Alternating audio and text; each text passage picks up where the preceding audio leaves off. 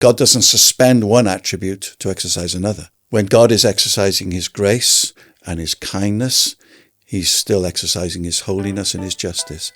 It might come to you in grace and kindness, but there's also justice in it. Right. All of God does all that God does.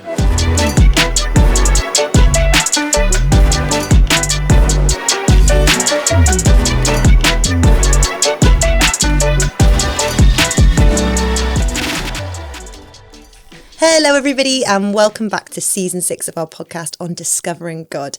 It's me again, Emma Scott, and I've got my lovely friend James. Hello. Hello. And James, you weren't with us last episode. No, I wasn't. So we're going to see how many things we can surprise you with. Okay. Because last time we were talking on this subject, I basically just had my mind bent the entire time. Yes, yeah, it was the stuff on the Trinity we got to do was mind blowing. So I assume the stuff on the names of God was pretty mind blowing. Names of God was pretty ace, and leading us through the whole thing, thank you very much, is Roger Aubrey. Hello. Roger. How are you doing? I'm still here. I still have a brain, just about. Well, that's really helpful because I have so many questions for you. It's quite empty now. No, we fed you donuts. You have to be able to do this now. That's the deal. This is this podcast secret. You offered them. Did no one make him eat a donut? Right, okay. I think he refused. I've never seen Dad eat a donut in my entire life. If it all goes sideways, we will pause and throw donuts at Roger. So It's one of the few things I don't like. Sorry, guys. You bought them. I didn't know this. I mean, when I was a kid, we used to get McDonald's donuts, but we won't go down the memory lane too much now. This is maybe really helps us with why it's so important to know the person that we're talking about. Oh, that's good. So here we go. Very good. Did you see that? Very good. So we talked last time about names of God. We did. And I think we meant to talk for one episode, and we potentially are now going to have talked for 2 episodes because we talked for a while. I didn't like to interrupt you. Yes, it was just me. And there's so much to say. There is. There's so much to say. And as part of that, we did start talking about some of the attributes of God. Yes. But there's so much that we really wanted to provide a bit more space and time, basically for just us to ask you more questions and you to enlighten us with your wisdom. Try hard. So to start off with, can you help someone like me out with, when we say attributes, what are we talking about? That's a good question. Really, when we come to the question now, we're going to be looking at what is God like? Mm-hmm. So we've seen something of what God is like from looking at the Trinity and looking at the names of God. We've been discovering not just names and titles, we've been discovering some things of what he's like. Mm-hmm. So when we come to talk about God's attributes, in one sense, when we say what is God like, well, he's not like anything. Right. Because I can say about James, he's like his mum. Mm-hmm. She runs like the wind, or he's as strong as an ox. So we put certain characteristics to people. But when we talk about God, we can say, well, what is God like? And in one sense, he's not like anything because he's God. Right. And the scripture said that. To whom will you compare me? Yeah. Mm-hmm. So you think, well, this is going to be the shortest podcast ever. But what God has done, he has revealed certain attributes or characteristics that we can attribute to him. Right. So when we're talking about an attribute of God, we're talking about an aspect of him, of character, of behavior, of nature, of something that he has revealed about himself. Mm-hmm. So I know it's a technical term, but it's basically, well, what's he like? Okay, so this is sort of like with the Yahweh, where we then followed it with other words, or when we El, and then we had other words as well. Yeah. This is helpful. Yeah, and that's what they do. So we have the word or the name, and then but it tells us something about what he's like, how he behaves, right, what he thinks, okay, and how he responds. Great. So that's what we're going to be doing now. And we've sort of tried to help ourselves by dividing it into 2 camps. And we've gone for incommunicable and communicable. Yes. And I will be completely honest, before 2 weeks ago, I'd never heard either of these words. Okay. So could you help me out, please? Yeah. Well, as we're going into that, we find that on the attributes, because we'll find there are certain things that are incommunicable, which is a great Scrabble word. They're not human inventions. They are characteristics that God has told us about himself. Right. So they're not things that we make up to think. And that's the problem today, because we think, well, I'd like, if I invented a God, I'd like him to be like this. But he's not like that. So the attributes of God are him telling us what he is like. And so that inevitably means the second thing is that what he's telling us the truth about himself. They're true. Yeah. He's not going to lie to us. He's not going to tell us one thing and then be another. So it's down to us then. So when God says on an incommunicable, like, I am this, it's down to us to believe him. Right. Because it's true. And he's not going to change that because he's Yahweh. He doesn't change. The third thing, as we'll find on these attributes, on the communicable and the incommunicable, is that sometimes we'll find God describing himself in ways that almost make him appear human. Here's another big word. We call those anthropomorphisms. I'm so pleased you're saying that, not me. It comes from the Greek anthropos, man, and form. So you'll find sometimes in the scriptures where it talks about the hands of God, or the eyes of the Lord, or the feet of God. It doesn't mean that God has eyes and hands and feet, because God has no physical presence. Right. Okay? They're just ways in which God uses, or the scriptures use, human faculties to explain an aspect of his nature. So when it says God's eyes, it means God sees everything. Okay. Okay. The next thing is that God doesn't lose any attribute, nor does he gain any. All of God is all that God is. Right. Now. So God's not going to become anything. God's not less now in our time than he was in the scriptures. He's not become more God. Yeah. He is God. So he doesn't lose any attribute. Okay. He doesn't gain one. He doesn't become more. As we look in these incommunicables, he doesn't become more creative. He doesn't become more holy. He is who he is. So God is not like us. He's not becoming anything. So this is back to the I am. I am, and he's not less than he was. So in fact, I don't want to serve a God who does miracles in the Bible, but not today. No. Right. Yeah. Why? Because sometimes we read the scriptures and we make the Bible the high point of God's life. And now he's like an old man in a retirement home seeing out his days, Wow. watching songs of praise. He's not at all. He's still the God of Abraham. Yeah. Yeah. And he lives in me. Don't preach. The next thing is that it's impossible for any of the attributes to contradict another one. Okay. That's an important thing. We're going to see this because when we talk about these communicables and incommunicables, we think, how can he be both these things? So let's take God being just and righteous and demanding. Okay? That does not contradict God's grace. Right. So he doesn't say, well, I was like that, but now I'm like this. And you don't have one of the person of the Godhead who is just and one who is... And that's right, because I think we've talked in past sessions. So sometimes people think, oh, well, God the Father's like that. Yeah. Bit austere, bit of a rigorist. And God the Son is the kind face of God. Yeah, here's the one with the rules and here's the one with the mercy. Exactly. So I'm not going to go there, I'm going to go here. You can't behave like God with that. So God doesn't suspend one attribute to exercise another. All of God does all that God does. Yeah. So when God is exercising his grace and his kindness, he's still exercising his holiness and his justice. It might come to you in grace and kindness, but there's also justice in it. Right. So that's how he works. Because you think, Lord, I just need your love right now. He said, you have it. Thinking, oh, that.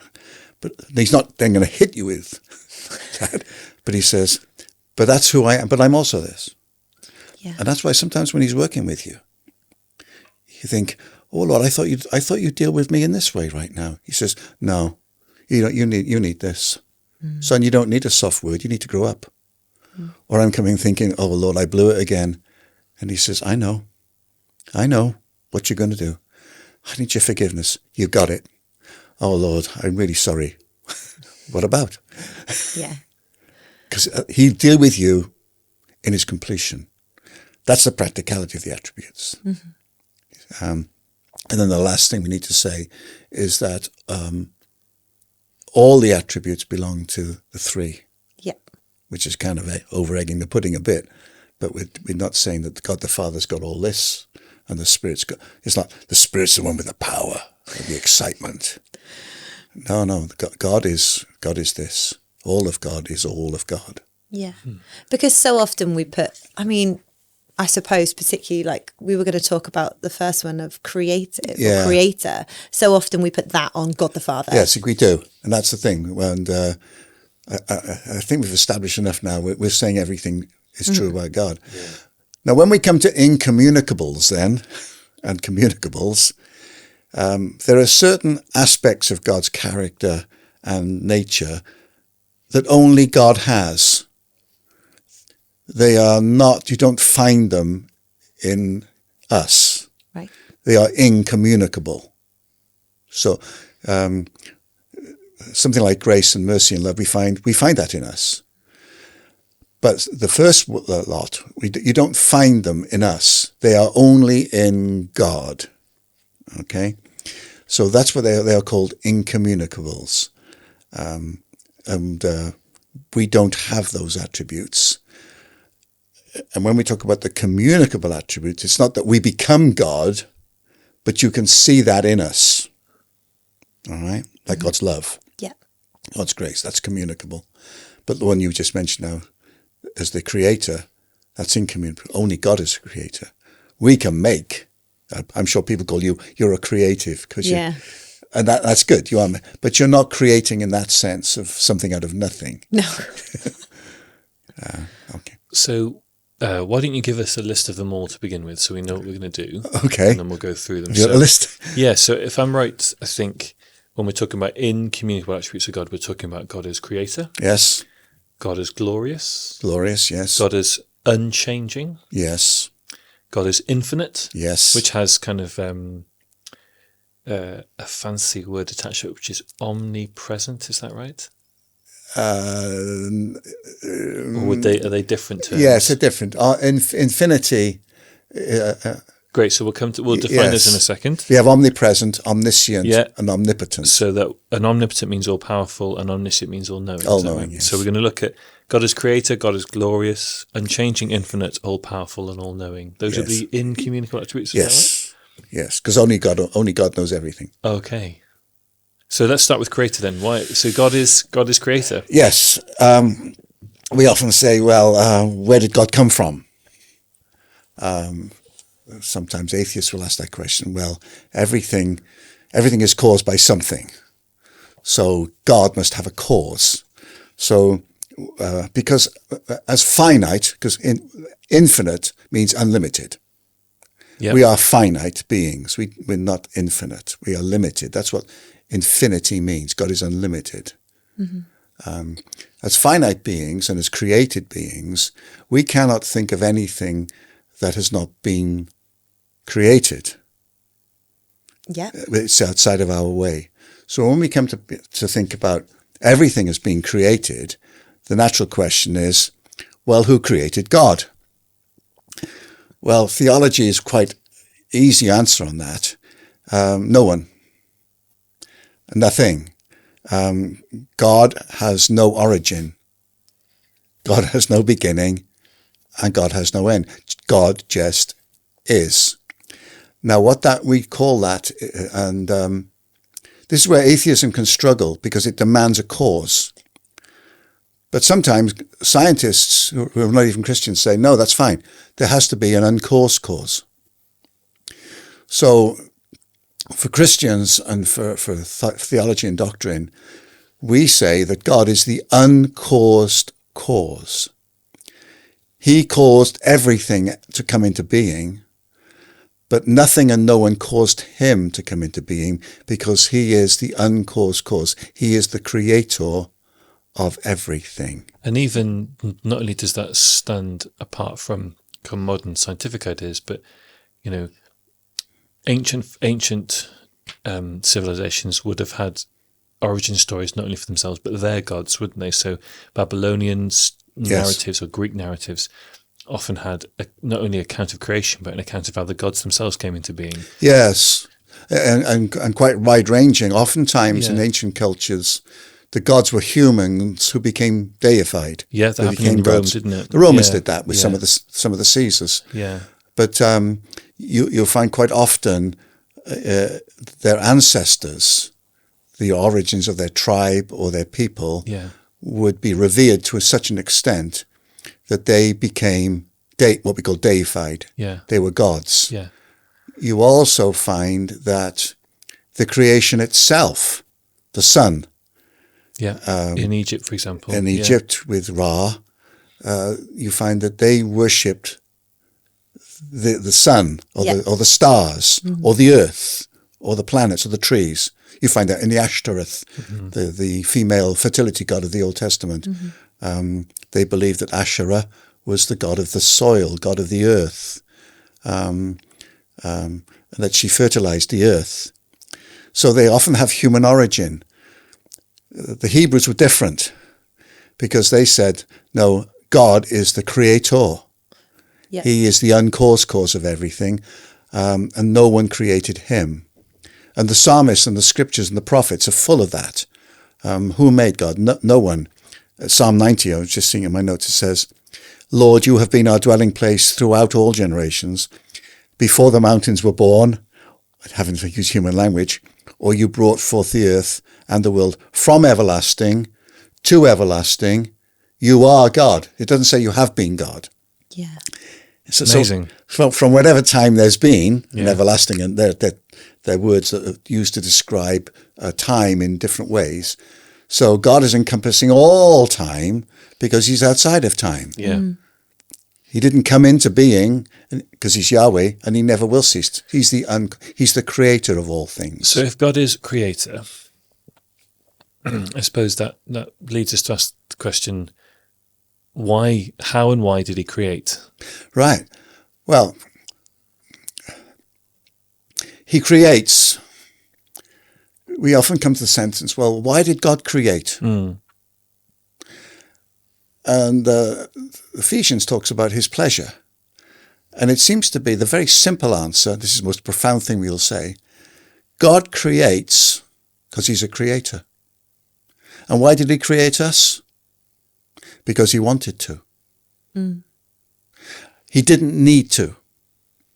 Because part of God being creator is God is self-sufficient. There was nothing in God that said, my life is incomplete until I create Emma or James. So my coming into this world did not give God's life meaning. Because he's Yahweh, he's Trinity. So he says, Roger, you're here because I wanted you to be. But because God creates for purpose, because he has a purpose in the creation, because he wants to show himself, and that's another podcast, I think he wants to demonstrate his son, he wants the glory and fill the earth with himself. He says that is why that there's a purpose in it, not just so you can hang around and get saved from your sin. He said, but ultimately, I create because I'm a creator. Okay. That's what creators do. So there's an inevitability about him that he's creative. So he creates. Why he creates? Because I wanted to. And that's huge because so much of, I was going to say modern culture, but actually I think for forever has been about people saying, but why am I here? What's my purpose? Why was I born? And to know I was created on purpose. Yes, you were. Because he wanted to. Yes. Not because it's like, oh, if I don't make Emma, then this thing can't happen. Like, he's God. He can do anything, anyway. Yes. And he is already in relationship with himself, as we've already said. So he didn't need me to fulfill some emotional need in him. But because he wanted to.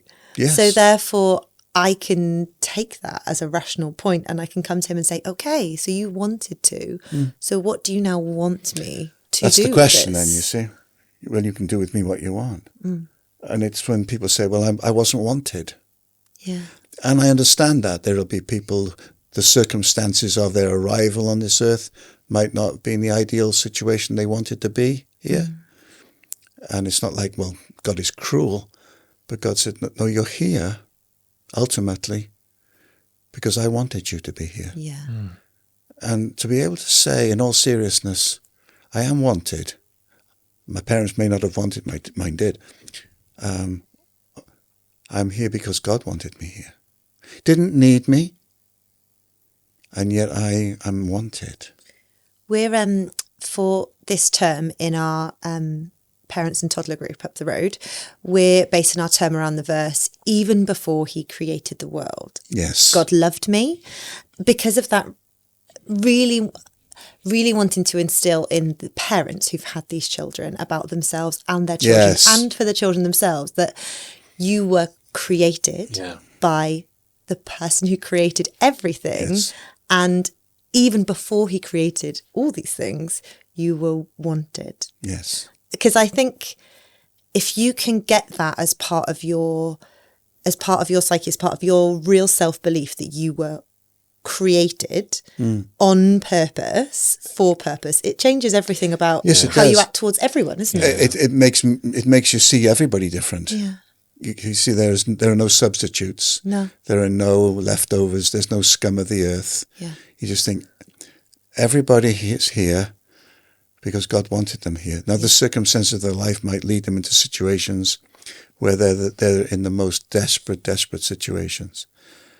But that is not God's plan and heart for them. God has a different plan and a purpose. And I think part of the gospel is that is telling people, you're here because God loves you, and he has a purpose for you. Yeah. Now, I suppose it goes without saying then, in terms of what you're saying, in terms of what the Bible reveals, not only is God creator, but he's the only creator. Yes, he's the only creator. Yes, there is no other. And that's the thing, that as much as we try to reproduce and we might do things, we cannot create. And there are no other spiritual beings or forces in the universe that create either. No, there are beings, Yeah. there are angels, and there are demonic forces. Yeah. Yes, there are, but only God is the creator. And that was the inevitability about the stupidity of Lucifer. Okay. He could become the Most High, and he tried it with Jesus. Yeah. But what's he going to do when he's there? Yeah. Because he's not the creator. Yeah. Yeah. Even back in the garden, you see, he couldn't make his own weapons. He had to try and twist something that Yes. God had Very good, made. Emma. Yeah, very exactly. good. That's a great point. He didn't have that power to do that. He couldn't create a being in his image. No. He had to try and distort what God had made. Yeah. And that's what everything tries to do. And that's why today it's so sad that people will acknowledge the beauty of the creation, but to acknowledge that there is a hand that created it. Because the moment you do, you have to say, who is the creator? Yeah. Some people, they were called deists, and deism is a kind of funny... What does deism mean? Deism means that there was a creator Okay. who is no longer present. Oh, Right. okay. Okay. Many of the founding fathers of America were deists. So they believe in a God, but not the They God of the believed in a Bible. divine being. Right. Okay. Not necessarily the God of the Bible, no. They believed in a divine being, a creative being, Who then ceased to be. who is no longer, either ceased to be or is no longer active, Oh. gone. Now, when we're talking about creation, and this will come up maybe a couple of times when we talk about the incommunicable attributes. Of course, we're faced with the fact that we live in a kind of a world tarnished by sin and evil and death and so forth. So we're not saying that God created these things, are we? No. And that's why that's sometimes a question. Well, if God created everything, did God create evil? No, the Bible doesn't use the word creation of evil Okay. and sin. It talks about its origin or its beginning, its coming. Yeah. God does not create evil, otherwise he needs saving from himself. Okay. He'd need that from within him. Because he creates out of who he is. Yeah. So if he creates evil, it tells you he's evil. And I've heard preachers talk about it thinking, you've not just sailed close to the wind, you've fallen off the edge. Okay. Because to accuse God, because that's what Job is all about. Yeah. And so the Bible clearly lays the root of the origin of evil at Lucifer's door. Okay. Yeah. And God said, well, God created him, but God did not create him evil, but he created him with choice, because he's a creator. And as a creator, when he creates a living being, whether it's Lucifer, an angel, or a human, he creates them with choice, because he's relational. Okay. So he says, the classic in the garden, you're free. You're free to do all this stuff. But the term of our relationship is that you can't touch that, you can't eat that one. Okay. So they say, fine, that's great. And that's the term. But the moment they do, they're responsible. So where does evil come from? It comes from Lucifer and into human race through Adam. Okay. And we'll come back to that in a moment then. So the word, when we talk about creation, we kind of generally know what we mean. People talk about being a creative, or they'll pursue creative endeavors. And people are creative because God is creator. Yeah. So like when you create a role, or you write a piece, or a song, or a poem, or a piece of artwork, or sculpture, they are, yes. Yeah, okay. They didn't exist, but it's a different thing. But it's not be surprising that people do write beautiful music, and because those are expressions, but we're not being creators. Okay. It's like you can mix a different shade, but you can't make a colour. No. Because colour is still the thing that bends my mind about creation. Like, how do you make colour? Yes. It's still, honestly... And how do any of us know if we're all seeing the same colours? Yes. Probably not. That's right. You have to take something, like if you're going to play a part, well, you have to use what's already created. You have to use your voice, your mind, other people around me. You're taking ideas. You see. So that term creator is quite kind of clear. It's a uniqueness. It's an incommunicable. Yeah. It's alone. But then the next term, glory. Yes. Is probably slightly harder to although we'll talk about glory and people use it in modern day language. And we do. Books with like Glory with Denzel Washington, or The Power and the Glory by Graham Greene, whatever. Yes. How does the Bible define glory, and what does it mean that God is glorious? When we talk about God being glorious, some scriptures like Isaiah 42, it says here, I am Yahweh, that's my name. I will not give my glory to another, or my praise to idols. And the scriptures are full, ascribe to the Lord glory. The earth will be filled with the knowledge of the glory. Glory is a funny word because it's something that we want to use a lot, but not really understand. The Hebrew word glory is kabod, and it means heavy, not burdensome, but heavy, or I've written down here, to be laden with wealth and power and great position. It's a glorious word. Right. The Hebrew word is doxa, from what we get that The word. Greek word is doxa. The Greek word, is doxa, where we get the word doxology, praise God from whom all blessings flow. And it has the meaning of kabod, but it means something of the highest honor. Okay.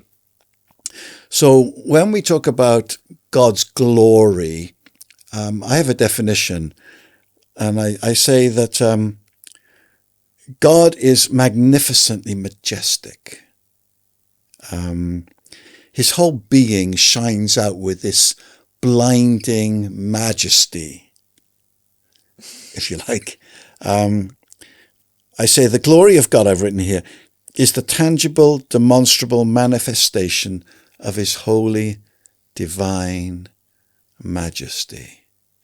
He is glorious. He takes your breath away. The scripture says, who among the gods is like you? Majestic in holiness, awesome in glory. I mean, what a cheap word. You know, a Big Mac is not awesome. God is awesome. And really, when we talk about God is glorious, when I'm giving him glory, I'm acknowledging that he has this beauty, this majesty, this shining an old effulgence of who he is. And what you find is that when in the scriptures, especially in the Old Testament, when people encounter his glory, they're terrified. Yeah. They really are terrified. Isaiah or others, when they have encounters with God, they fall down before him. People thought they were going to die, didn't they? They thought they were going to die because I've seen God. Yeah. And I'm going to die. So the glory of God is something that about a burning quality of holy majesty that he has, that when you encounter it, you think you're going to die. And then what does it mean then? Last time we were together on our Trinity podcast 100 episodes ago, you two talked about your shared love of John's Gospel. In John, it says, in John 1:14, the Word became flesh, Word speaking of the Son. Becoming flesh. He dwelt among us, and we have seen his glory, glory as of the only Son from the Father, full of grace and truth. And this is the incredible, breathtaking thing, that that glorious God, that no one can see, that no one can stand before, that men and women fall down in abject terror and worship and love and praise, becomes one of us and walks around in a human body, and he doesn't destroy you. Yeah. Yeah, people walk past him in a marketplace like a normal... Yeah, exactly. They bumped into him. So very different from when Moses says to God in Exodus, show me your glory, and God responds by saying, well, I'll let my goodness pass by you. So there seems to be a kind of not a play on words there, but God is intimating to Moses that he can't or he won't. Well, he says, if I allow you, you will die. Yeah. And that's the beauty of what we call the incarnation. Yeah. Is that this glorious, majestic God that you think, you see it in Chronicles, and you see it when Solomon dedicates the temple and the glory of God fills the place, and everybody's on their faces thinking they're going to die. They have to crawl out the room. And I've been in meetings where I've crawled out because the sense of the glory of God has been so tangibly present, because he's the Spirit of glory as well. And that is it. And it shows me in Jesus, I'm not dealing with some kind of cheapo. I'm dealing with the glorious God walking around. You could look in his eyes. He could touch you. He'd speak to you. He could kill you. But he didn't. And yet, you see glimpses in the garden when they come to arrest him, and they say, which one of you is Jesus? And he says, I am. And they all fell over. Yeah. So going back to that verse in John then, where he says, we've seen his glory, glories of the only Son from the Father, full of grace and truth. Is that fullness of grace and truth a way that we can use to describe what the glory of God is? Yes, I think so. Yeah, because that kind of beautiful combination of those two. Grace and truth work together, you see. Yeah. That it's not grace or truth. You will find them working together in a very powerful, glorious ways. The classics is the way that Jesus deals with Peter. Okay. You know, he's ruthless with him sometimes, isn't he? Like when he says, get behind me, Satan. That's grace. But it's truth. A few days later, he says, let's go up the mountain. Grace. So they're all the time they're encountering. And this is sometimes when they see him at work, they think, what are you doing? It's like when the power of the Lord is coming out from him when the woman gets healed. Yeah. Right. But interestingly enough, though, in Revelation, when John sees him, you know, I heard a voice. Yeah. When John and John was his cousin, John was his best friend. John was the one who leaned on his chest at the Last Supper. Now he sees him in his glory. Yeah. Because he's still a man, of course, but he sees him in his glory, and he says, I thought I was going to die. I fell at his feet as a dead man. Because when I saw his face, His face shone like the sun. That's glory, you see. And he said, I thought I was dead.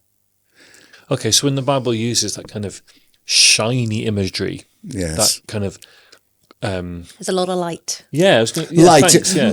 light is a massive metaphor because The glory of God. yeah, when the shepherds were in the field, Yeah. it was dark. It was a night, them. but there was a light, and the glory of the Lord shone. Yeah. Okay.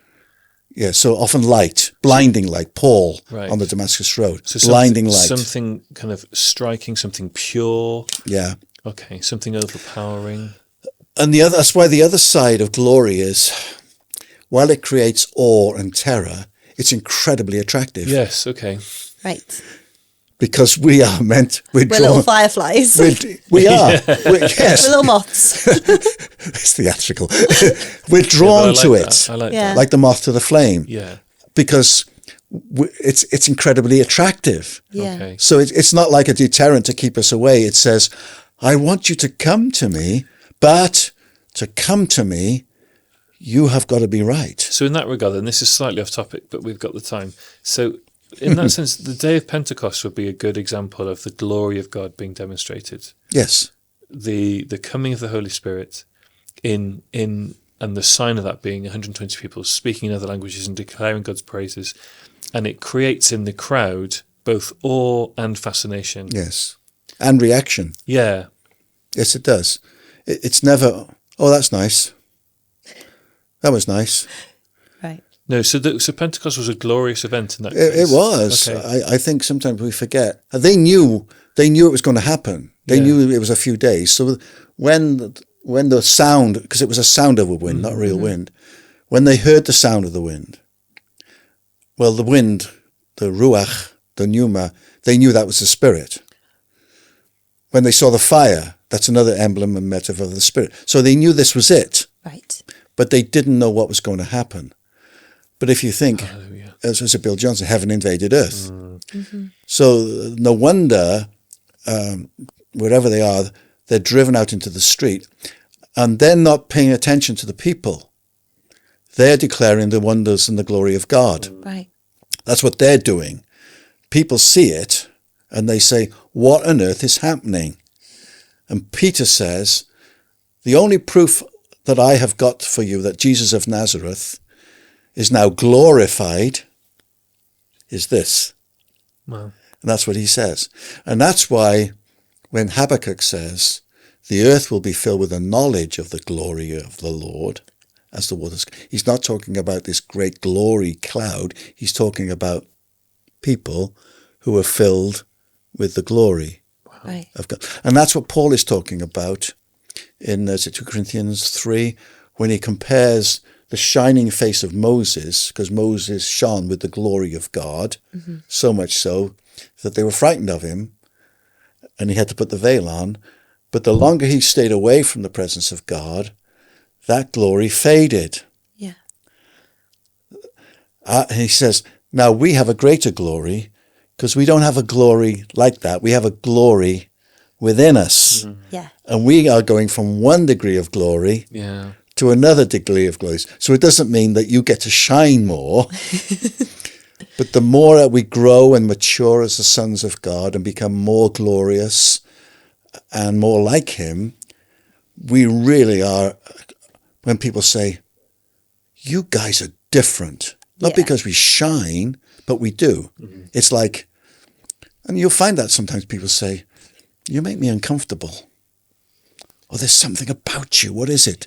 It's the glory of God. It's the godness of God. Talk to us about God being unchanging.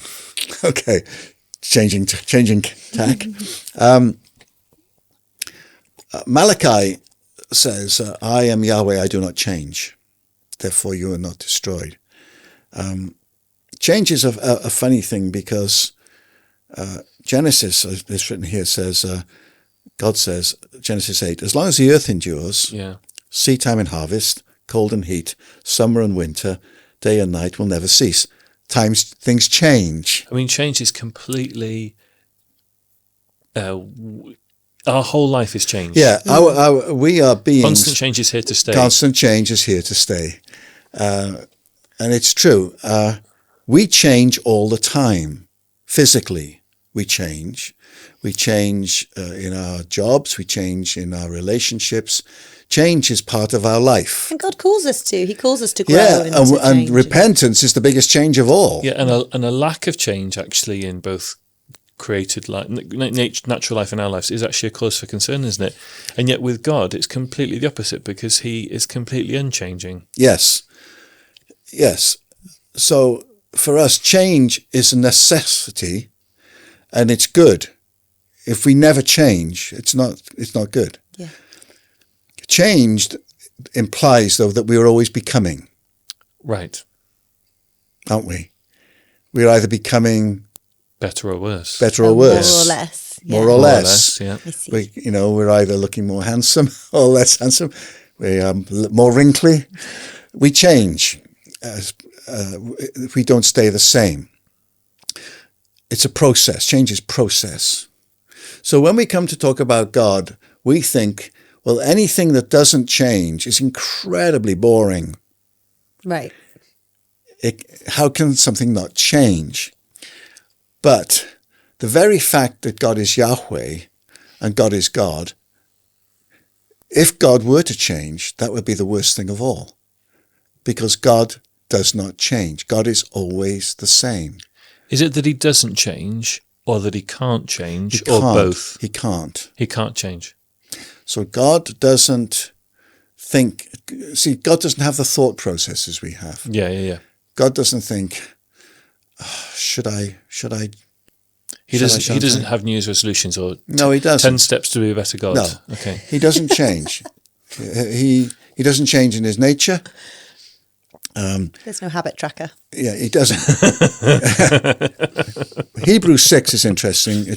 I'll read this to you. It says in verse 17, because God wanted to make the unchanging nature of his purpose very clear to the heirs of what was promised, that's us. That's what he's talking about with Abraham. He confirmed it with an oath. God did this so that by two unchangeable things, in which it's impossible for God to lie, we who have fled to take hold of the hope offered to us may be greatly encouraged. So there are two unchangeable things. He does tell us what they are, but what they are, because we know from the rest of the scripture, the first is God's nature. Right. Mm-hmm. We've already said that in the attributes. God doesn't change in his nature. Yeah. He doesn't become less holy. He doesn't become unholy. He doesn't take a new... There's no change in him at all. Jesus Christ is the same yesterday, today, and forever. Yes, and that's the same thing. Yeah, okay. So Great scripture. his values never change. His standards never change. His truth never changes. He's always the same. Yeah. His standards never change is huge. Yes, it's right. Now, the great thing is that when you come to him then, you're not going to find he's a different God. Yeah. So that God's unchanging nature therefore makes him completely consistent, faithful and trustworthy. Completely, yes. Yes. He's not capricious one day, Yeah. and he's not overly generous the next day. Okay. He always is what he is. It's one of the reasons why it's so good hearing other people's testimonies, isn't it? Because Yeah. you can go, Yeah. if I know it's true for you, I can believe it for me. Yes, that's right. And that's what you're doing, you see. Well, he's the same. He did it for you, why can't for me? Yeah. The second unchangeable thing then is his word. Okay. Okay? God's word is God's integrity. The scriptures is God's integrity and what he's prophesied and what he's promised to us. It reflects his nature. He never goes back. He never reneges on his word.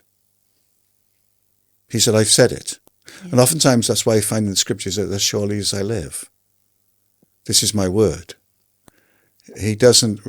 So if he says to you, Emma, this is my promise to you, you don't go back to him and say, well, Lord, about this promise. He said, well, that was then. Yeah. I don't think I feel like that now. Yeah. You mucked up since between He doesn't now and do then. that. So, and that's why the scripture's important. Because if it's true then, it's true now. Yeah. God doesn't change his word. I never have to go back, and I've done this. When he's told me certain things, I remember when I had a heart attack, and he spoke to me that I would live a full, long life. I was 52. Well, a couple of years ago, I had a little health scare, a major health scare for me, and I was saying, well, Lord, you have to tell me, speak to me. And he didn't say anything. I thought, well, Lord, I'm in a Satan situation. I need to hear from you. And he didn't say anything. And I thought, well, I'm not hearing what's wrong with you. And one day I took the time and I said, well, Lord, what is it? And he said, well, what did I tell you? I said, well, you haven't told me anything. He said, what did I tell you? And I said, what do you mean? He said, what did I tell you in 2005? This was 2021 now. I said, well, you promised me a full, long life. He said, so what's changed? Yeah. This is where you come about. Sometimes God gives you a firm word. It was a firm word because I'm a grown man now. I should have got the hang of it. And he's not telling me off, but he's saying, come on, son. You preach this all the time. And so what I had to do, I had to go back and get it. Yeah. Because I thought, well, that had done its job, which it did. And I thought, I need a new one. He said, no, I told you this. No, I have not changed. Amen. The word has not changed. The promise has not changed. I promise you a full, long life. This is not the end of your life, is it? No, it's a full life. Right. Okay. So what you worried about? Right. And you're thinking, okay. And you think, that's grace and truth. Yeah. Yeah. You know? It's the same as I'm sure I'm not the only one who has had a word from God to go do something and then kept praying about what I should do. Yeah. And then say, I did actually tell you though, didn't I?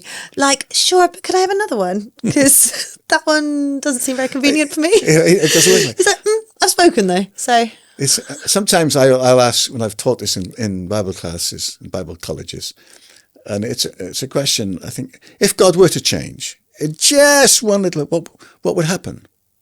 And they say, well, we couldn't trust him anymore. I say, that's true. Or sometimes this or that. And I say, what's the ultimate thing that if God changed? And then someone will say, nothing would exist anymore. Yeah. Exactly. I said, well, go on. He said, well, everything depends, everything that exists depends on God's unchanging nature. Yeah. If God were to change just one scintilla, it's not that God would not exist. Everything would. Nothing would exist. Because he upholds all things by the word of his power. Yeah. Exactly. So the very fact that we're sitting here, we don't question that. yeah. I don't question that. I'm here because God cannot change. So therefore, why do I worry in case he's going to treat me differently? And that leads us on nicely to the next of his incommunicable attributes, which is that he's infinite. Yes, he's infinite. Oh, we're back to that time-space thing again. It is that time thing. We won't go into all the science of it. Psalm 147 says, great is our Lord and mighty in power. His understanding has no limit. And we talk about our solar system and space and time and things like that.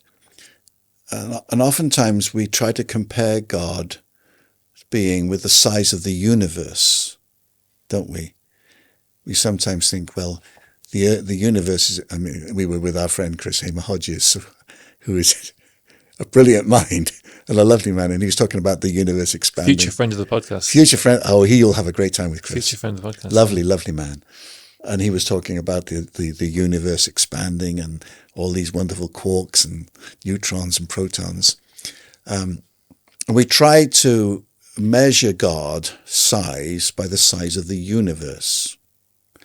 But the universe, and we're talking about all the billions of galaxies, however large it is finite. It is limited, Right. because it is created.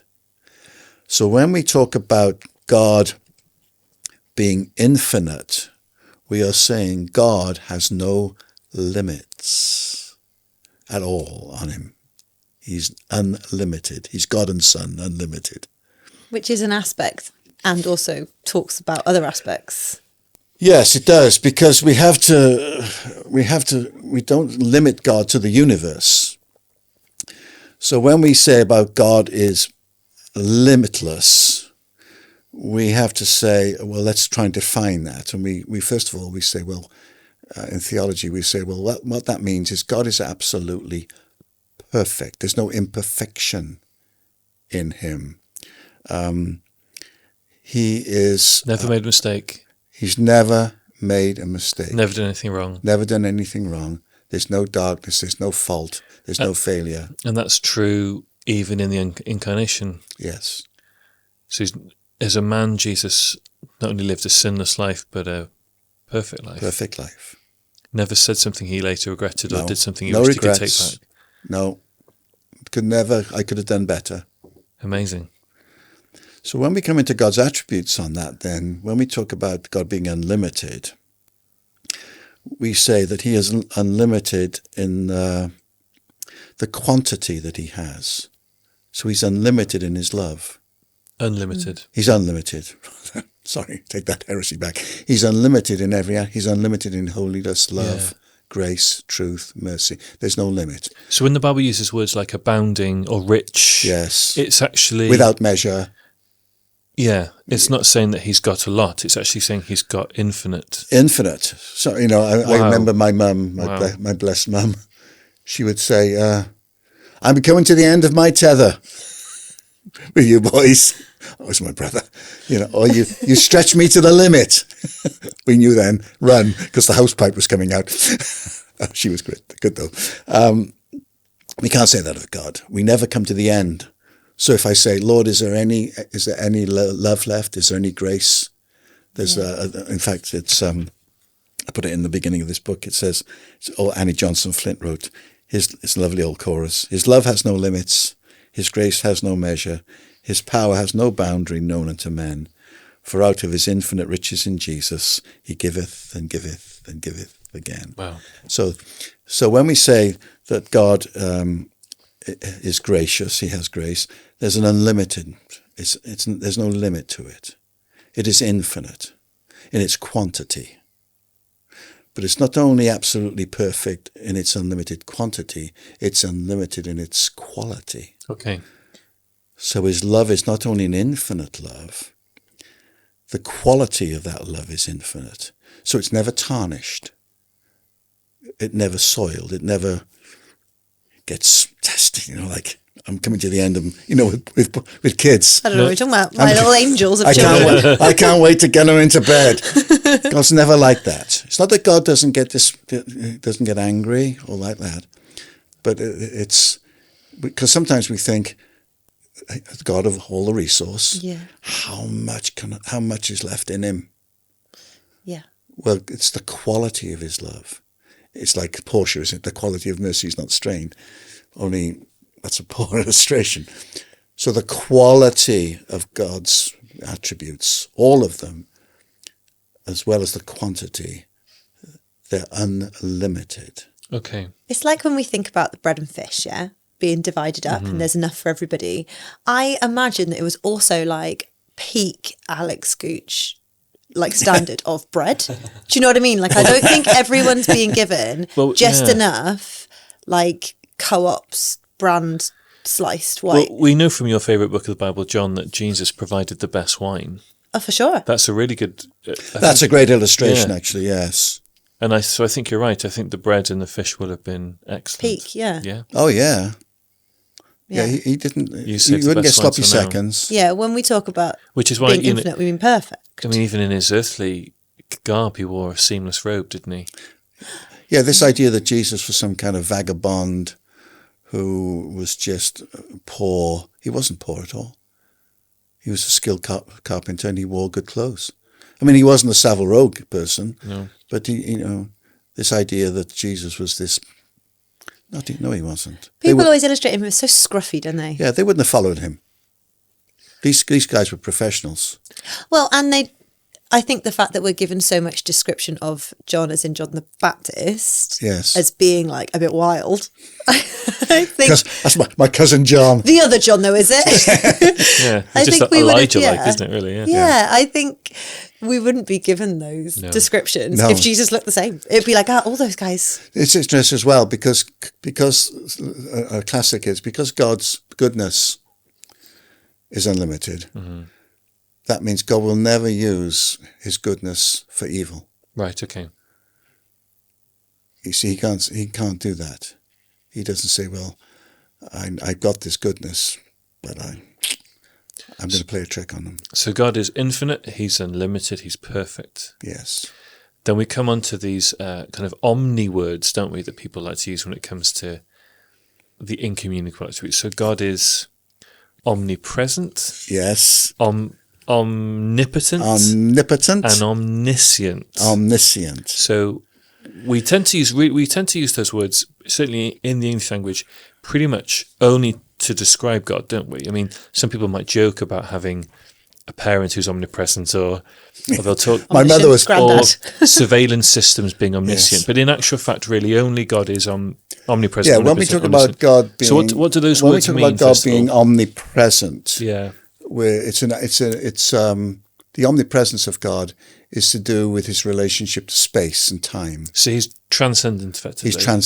He's transcendent means he exists beyond. Right. Okay. Okay. So when we say God's omnipresent, are we literally meaning that he can be and is everywhere, or God is everywhere. everywhere all at There's once? no place. That's a movie, isn't it? There's no place of space where God is not. So when David says in like, "Where can I escape from your presence?" He's not being poetic there, Well, he is being poetic, but he's actually saying but it's true. it's true. There's nowhere I can go from your presence. Yeah. You are everywhere present. So we talk about we come into God's presence, and I know what we mean by that, but we're not. We don't, because we he's never always leave there. it. Yeah. We just get an awareness. Yes, and God is not more present in one place than he is in another. So if you take a nation, and people would say, well, this is an atheist nation or a Muslim nation, and they say, well, God is there. Mm-hmm. God is not, he doesn't stand at the border. God is present in all his godness everywhere, even in a mosque. Yeah. God is in a mosque. Okay. Yeah. And horrifically, this is one of the great philosophical questions, God was at Birkenau, Auschwitz, Yeah. not doing the evil. Is God in hell? Well, if we're looking at what is hell, and it's God's hell, and it doesn't tell us a lot, but it's not the place where Satan rules. Right. Okay. It's God's hell. So it's not like the Hotel for the Damned with No. Satan as the No. concierge. No, he's not the concierge. He's not the Okay. manager. Right. It's not Satan's realm. Right. It's God's hell. Right.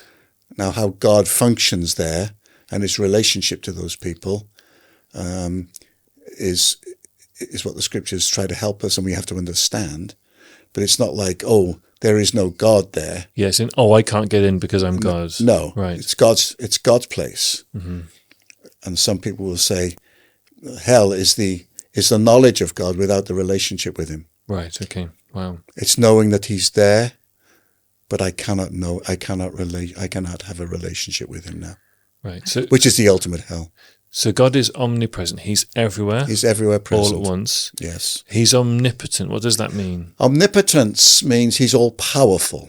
He's all powerful. He has a potentate. Right. He has power, but he has all power. What's potentate? Is that an old-fashioned word for a king? Yes, Right. a potentate. The old hymn, the potentate of time. Okay, so that means ruler. A ruler, Okay. but someone has power. And when we talk about God being all-powerful, it means God has the power and the ability to do everything that God wants to do. Right. That's the key for us to hold on to, though, That's isn't the it? key. Brilliant. Because the classic is, can God do anything then? No. God does what he wants to do. He has the power to do what he wants to do. Okay? So we say, well, there are certain things God cannot do. He cannot lie. Yeah. He cannot do evil. He cannot deny himself. He cannot cease to exist. Okay? He has all power. But God's all-powerfulness means God has the power to do his will. So he has all that power, all that ability. And you'll find that God is able to do what he wants to do. He doesn't say, I wish I could do this, but I can't. He doesn't say, I'm unable to do that now. I used to be able to do that. Or I could do it in the future. I could do it in the future. He is Wow. all-powerful. Okay. And yet his all-powerfulness is not just power. He works in his own way because he works according to his attributes. He works according to his timing and his purpose. And that's why sometimes I've in my life, I say, well, if God is all powerful, why does it appear he's not? Right. Like, why is he not changing? Why is he not doing this? There's a classic, really, when Jesus is in the garden, the all-powerful God, and they come to arrest him, and he says, I could call the angels right now and destroy every one of you. All-powerful. He said, but I won't. All-powerful. He said, it would not serve my purpose to do this right now. I'm expressing my omnipotence in this. And that's why when we say, it helps us understand God will work in his own way, in his own time. So it's not that God is not active. He says, I know what I'm doing. And then there are times when God will work in power and you think, and he'll do things you think, I didn't think he would do that. He says, yeah, but I'm working my way. I think this one, I find it really important for me to hold on to knowing that, like, some of the other attributes, like that God is all loving, yes, and all merciful, because if you only had a God who is all powerful without also being a God who is loving and great, then you get to those points where you're praying for a breakthrough in health, or you're praying for a breakthrough in finance, or whatever it is, and it's not happening straight away, and you'd go, maybe it's because he's not good. Yes. But if you know God is good, is he able? Otherwise, he's just Jafar at the end of Aladdin, isn't he? Yes, he's just a big old angry genie. Yes, yeah. Now you're on a different level. You've seen Aladdin. Yeah, I know. And then, so he's omnipresent, omnipotent, and then finally, he's omniscient. He's all-knowing. Omniscient, the word science just means knowledge. Yeah, yeah. So God knows everything. He has to, he's God. Because God doesn't learn. So he literally knows everything.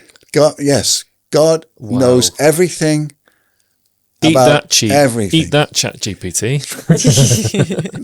I've seen some of the things that ChatGPT has formed recently, and I'm not impressed. So the biggest thing on he that, knows everything. The biggest thing is he knows who he is. Yeah. You see? Yeah.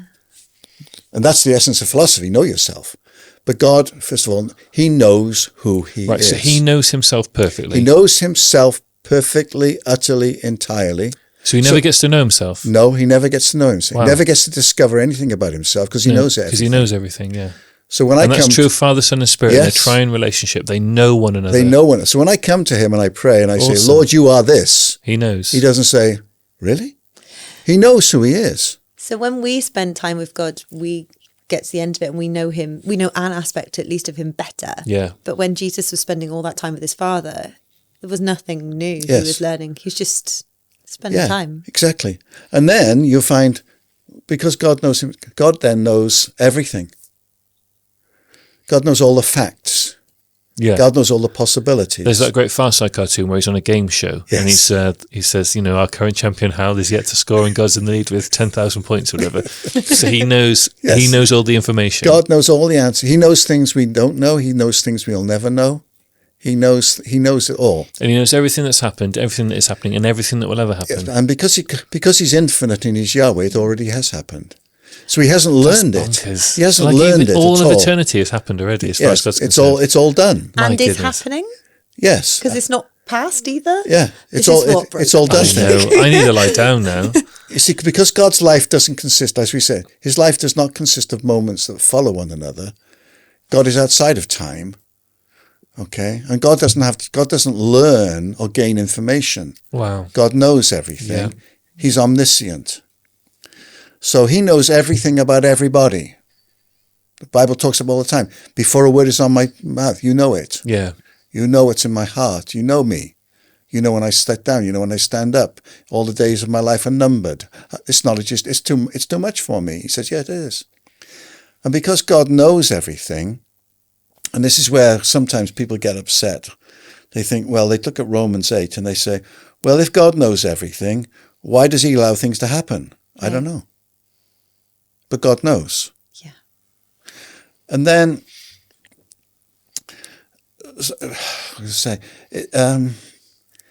if God knows, why am I involving him when I come to pray? What's the point? Because God says, because I want you to entreat me. I want you to talk to me. Because he loves us. Because he loves us.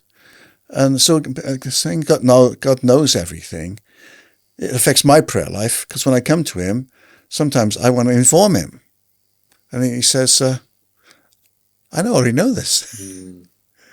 Lord, do you know? He says, yes, I know that. So when I'm thinking, I come in and I say, you know. He says, yeah, I know. What are we going to do about it? Lord, what do I do? Omniscience is important for the gifts of the Spirit, like words of knowledge. Because God knows everything, sometimes in a word of knowledge, and he'll tell you something. Yeah. And you'll say to someone, how did you know that? Well, God knew. So omniscience means that God knows. Now, the important thing I was going to say is that people say, well, God knows who will be saved, and God knows who won't be saved. Yes, that's true. He must do, because he knows. Well, if God knows that, why does God, choose some people to be saved and some when he doesn't? God chooses, and the knowledge, the elect, is based on his because he's foreknowledge. That's what Romans 8 tells. God knows who's going to be saved, so he calls those who are going to be saved. But he doesn't say, I choose you not to be saved. He says, I must know who will and who won't, but I make it available for everyone because I'm fair and I'm just. Yeah? Okay. He has to. So the option's there for everyone. The option's there. The will of God and the option is there for everyone. I put pasta on my kids' plates every night, despite the fact that I know only one of them eats pasta. Yeah. Because I do not want to be the mum who didn't give it to you. Yeah. And that's what he does. And so when people say, well, and there are people who say, well, God creates some people to be damned and others to be saved. No, he doesn't.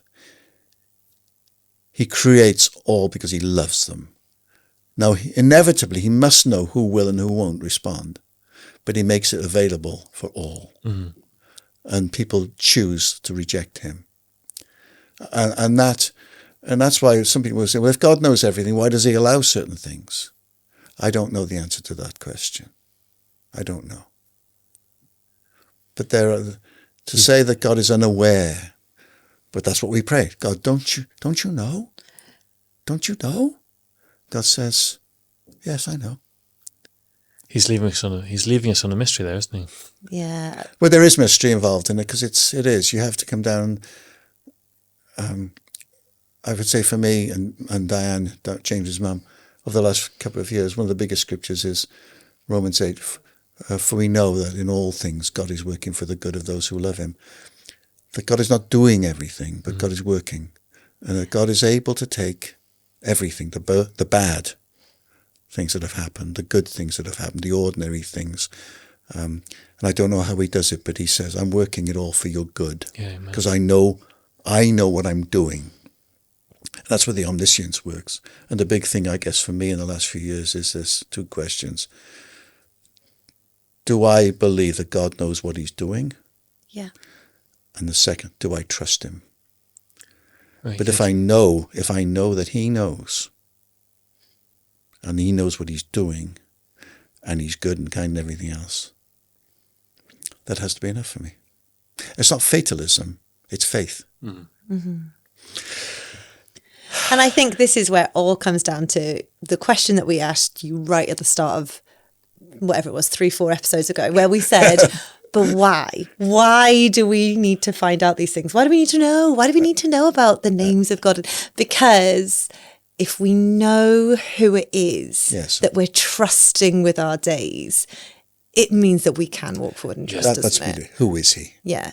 So I feel like my brain's about to break, and there are so many more. There are so many more questions I have for you. So would it be okay if you stuck around and we came back again to talk about some of the more attributes of God? I'll hang around just for you. Fabulous. Thank you so much. Thank you so much. Thank you, guys. Come back again, where hopefully your brains will be as broken and opened and explained as mine is right now. See you later. Guys. Bye.